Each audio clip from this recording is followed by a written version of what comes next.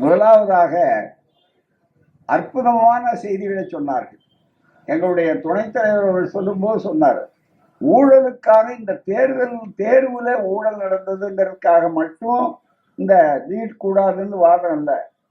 நீட்டினுடைய அதை உள்ளே நுழைத்ததனுடைய நோக்கமே என்னங்கிறத அதுவே தவறானது, அதுவே ஏற்க முடியாது. ஒரு பக்கத்திலே சமூக நீதி, சகோதரர் நம்முடைய எழுச்சி தமிழர்கள் சொன்னதை போல சமூக நீதியை கொல்ல வேண்டும். சமூக நீதி இந்த நாட்டில் தமிழ்நாடு தான் இந்தியாவுக்கே வழிகாட்டக்கூடியது.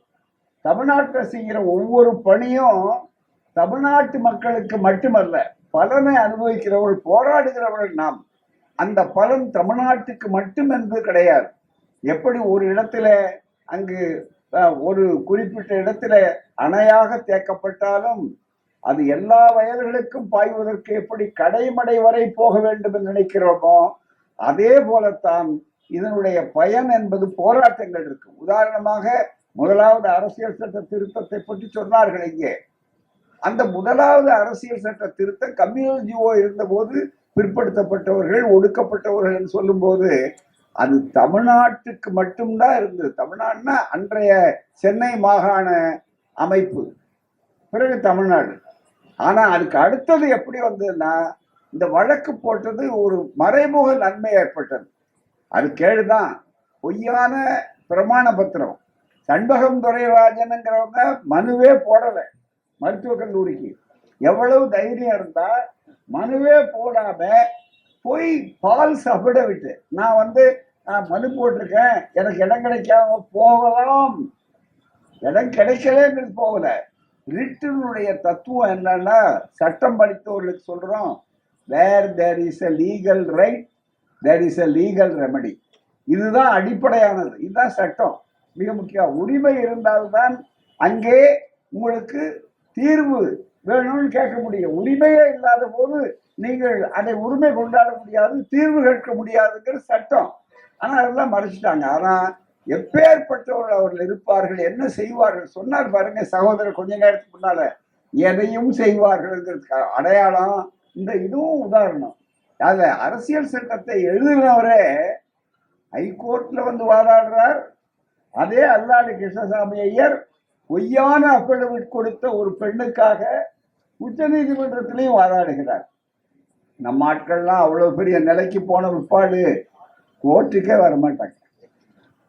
காரணம், மான ஈனம் முக்கியம் அல்ல அவங்களுக்கு, அவங்களுடைய இனமானம் தான் முக்கியம், அவங்களுடைய சுயநலம் தான் முக்கியங்கிறத வழிகாட்டக்கூடியவர்கள். அப்படி வருகிற நேரத்தில் அப்படி நடந்தது மிக முக்கியமா. அதே மாதிரி இந்த இடஒதுக்கீட்டுல முன்னால மனு தர்மத்தை காப்பாற்றணும். அதான் அழகா சொன்னார், சமூக நீதியை கொள்ளணும். அடுத்தது சகோதரர் TKS இளங்கோவன் சொன்ன ஒரு கருத்து ரொம்ப ஆழமானது. என்னன்னு கேட்டா, ஒவ்வொருத்தரும் ஒவ்வொரு கருத்தை சொன்னாங்க. ஜவஹர்லால் ஒரு கருத்தை சொன்னாரு. ஒவ்வொருவரும் ஒவ்வொரு கோணத்துல, பல கோணங்கள்ல ஆய்வு செய்திருக்கிறார்கள். இது சாதாரண வகுப்பு அல்ல. இந்த மாதிரி ஒரு அரசியல் வகுப்பு பொதுக்கூட்டம் போட்டு ஊடகங்கள் அதை பரப்பி செய்வதே இந்தியாவிலேயே தமிழ்நாடு மட்டும்தான் உண்டு. அதை முதலில் அதை துவக்கிய பெருமை ஆய்வாளர்கள் எழுதுகிறார்கள், பெரியார் தான் செய்தார், திராவிட இயக்கம் தான். எந்த பிரச்சனைனாலும் உடனே மக்கள்கிட்ட போவாங்க. வடக்கே இன்னும் கூட கிடையாது, அதுக்கு அடுத்தது கேரளா இருக்குமே தவிர வேற கிடையாது மிக முக்கியமா. அப்படிப்பட்ட ஒரு சூழ்நிலையில இது அற்புதமான அளவுக்கு வந்திருக்கிறார். இவர்கள் சொல்லும்போது சொன்னார்கள், இது ஒரு சைக்கலாஜிக்கல் வார். இந்த minds of the battle must be fought in the minds என்று மண்டல் கமிஷன்ல ஒரு வார்த்தை இருக்கு. சுயமரியாதை இயக்கம் என்ன செய்கிறது என்று எழுதும்போது, the battle was not on the streets but in the minds of the people என்று அதை எழுதுகிறார் மண்டல் அவர்கள். அதாவது மக்கள் மனதில் போய் அந்த இயக்கம் தன்னுடைய உரிமைகளுக்காக செய்தது, ஜாதி ஒழிப்புக்கு, சமூக நீதிக்கு என்று சொன்னார்கள். அப்படி வரக்கூடிய நிலையில நண்பர்களே, இன்றைக்கு ஒரு மனோதத்துவ ரீதியாக ஒரு பலகீனப்படுத்தக்கூடியதை வைத்து ஒரு சூழ்ச்சியையும் செய்து இன்றைக்கு அதை ஆக்கியிருக்கிறார்கள். ஆனா வெளியில பேசும்போது நேரு விரோதமா பேசுவார். இன்றைக்கு கூட மைனாரிட்டி அரசாக இருக்கக்கூடியது, எச்சரிக்கையாக இருக்க வேண்டாம், அத்தனையும் ரொம்ப கவனமா சொல்லியிருக்காரு.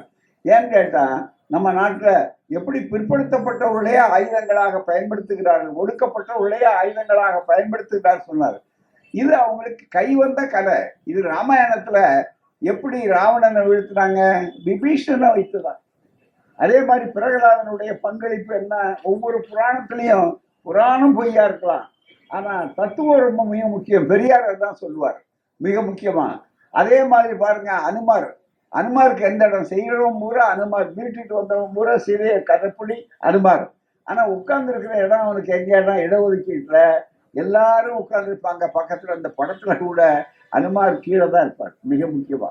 ஆகவேதான் நம்ம சமூகத்துல இன்னமும் அனுமார்களையும் அதே சுக்ரீவன்களையும் விபீஷணர்களையும் பிரகலாதன்களையும் உருவாக்குகிறார்கள். அவர்களை கவனப்படுத்த வேண்டும் என்று சகோதரர் திருமா அவர்கள் சொன்னதற்க ரொம்ப மிக முக்கியமான பாடம். அது சாதாரண இல்லை, அதுக்கு அவன் பொய் சொல்றதும் அவனுக்கு சாதாரண விஷயம். மகாபாரதத்துல பூரா பாத்தீங்கன்னா கதை பூரா பொய் சொல்றதுதான் அதனுடைய தத்துவம். வெற்றி பூரா பொய் சொல்றதுதான். எப்படி கண்ணனை வீழ்த்தினாங்க அப்படின்னா பொய் சொல்லிதான் வீழ்த்தினாங்க, அந்த கதைப்படி. நம்முடைய கதை இல்லை. ஆகவேதான் அது அவர்களுக்கு தத்துவம். அந்த தத்துவத்தை இன்றைக்கு வைத்து விட்டு வெளியே சொல்லும்போது பாத்தீங்கன்னா ஊழல் ரொம்ப பெருகி போச்சுங்க. அந்த ஊழல் இல்லாத ஒரு தத்துவத்தை உருவாக்குறதுக்கு தான் நீட் தேர்வு என்று சொன்னார்கள். ஒன்றை அவர் சொல்ற நேரம் இல்லாதனால ஒன்றை சொல்லுகிறேன். என்னன்னா நண்பர்களே, இந்த பாருங்க, இன்னைக்கு காலையில வந்திருக்கிற ஒரு செய்தி, டைம்ஸ் ஆஃப் இந்தியா. நம்ம டைம்ஸ் ஆஃப் இந்தியாவில் வந்திருக்கிற செய்தி, homeopath pays ₹16 lakhs for MBBS seats, gets degree in a month. இதாங்க ஊழலை ஒழிக்கிற அரசாங்கம். ஊழலை ஒழிக்கிறதுக்காக தான் 3வது முறை வந்திருக்காரு அவரு. ஊழலை ஒழிக்கிறவர் எங்கே தெரியுங்களா? குஜராத்ல. அதுதான் வேடிக்கை. குஜராத் அகமதாபாத். இந்த செய்தி சுருக்கமா உங்களுக்கு அதை மட்டும் சொல்றேன், விளக்க வேண்டிய இல்லை. Ahmedabad, even as the uproar over the alleged irregularities of NEET. அதை ஆரம்பிக்கும் போது எப்படி நீட்டை பத்தி ஒரு எங்க பார்த்தாலும் இப்ப பிரச்சனை, அதுல ஒழுங்கு நல்ல கோளாறு இருக்கு அப்படின்னு சொல்லக்கூடிய அளவுக்கு வந்தாலும் அதுல இருக்கிற இந்த ஆங்கிலம் பெரும்பாலும் தெரிஞ்சவங்க, அதனால படிக்கிற கேளுங்க. Even as the uproar over the alleged irregularities in NEET for admissions to MBBS courses continues. இப்ப அது பிரச்சனை இருக்கு.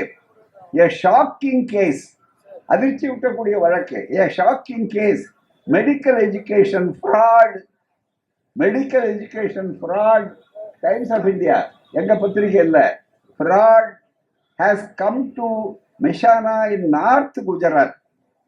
A homeopath paid 16.32 lakh for admission to an MBBS course from a UP university.